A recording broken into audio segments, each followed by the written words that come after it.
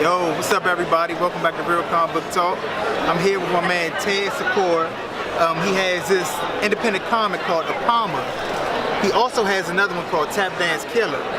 Now, if you want, tell me a little bit first about Apama. Sure. Apama is the story of a Hungarian ice cream truck driver in Cleveland who unlocks the spirit force of the most savage beast mankind has never known. And that's kind of what the creature looks like. And he becomes, Cleveland's resident superhero.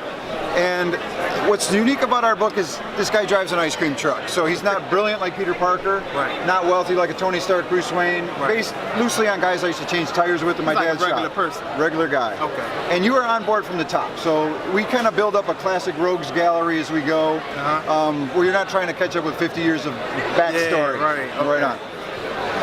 And then in volume 2, we introduce this character here on the cover, Tap Dance Killer. And this person is also right here. She has her own comic right here. So if you want to tell me a little bit about...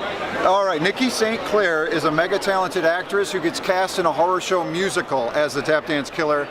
But then there's something supernatural that happens. She cannot shake the role and starts taking it to the streets singing. She's a sort of 1920s vaudeville performing assassin, as one does, right? Yeah, right. And so we ended up giving her own series, and the quick pitch on that is it's Punisher meets Rocky Horror.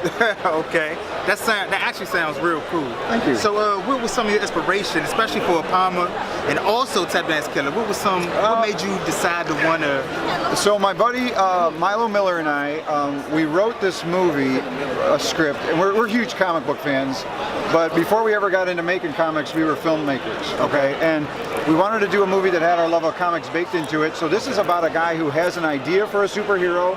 His idea is based on the premise that so many heroes are creature themed, but all the good creatures have already been taken. Yeah, right. Spiders and bats and panthers and wolverines. All right.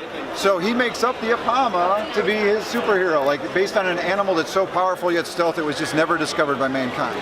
Oh, okay. And it's a lot. I know it's a lot of things out there that have not been discovered. So you have a lot of source material. Yeah, right on. So. What happens in the movie, that's part of the humor though. He's trying to explain this to publishers. It's a superhero based on an animal that doesn't exist. And they're like, no thanks. And then, but his girlfriend is an aspiring fashion designer. Okay. So for Halloween, she makes him a costume of his own character. And then he flips out, starts running around dressed like a superhero. You know his what? own superhero. That's really cool. I haven't heard of anything like that where you make your own character, you make your own animal from, that hasn't even been, no one has ever seen before, and then all of a sudden you make them into a comic.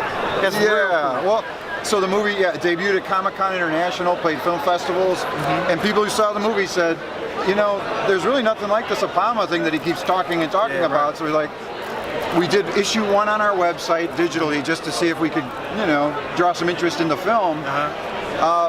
People really liked the issue, but they weren't necessarily buying the movie. But we love making comics, and that changed the whole world for me. Okay. Well, look, I've been looking through it. I think it's going to be great. I can't wait to see what comes on after volume 3. Oh yeah, definitely. Hey, and this is an exclusive, Real Comic Book Talk exclusive. So I'm about to get mine. I know a couple other people probably about to get theirs, and hopefully we'll see you in the future. All right. Thank you so much, Alan. Appreciate it. Take it easy. Thank you.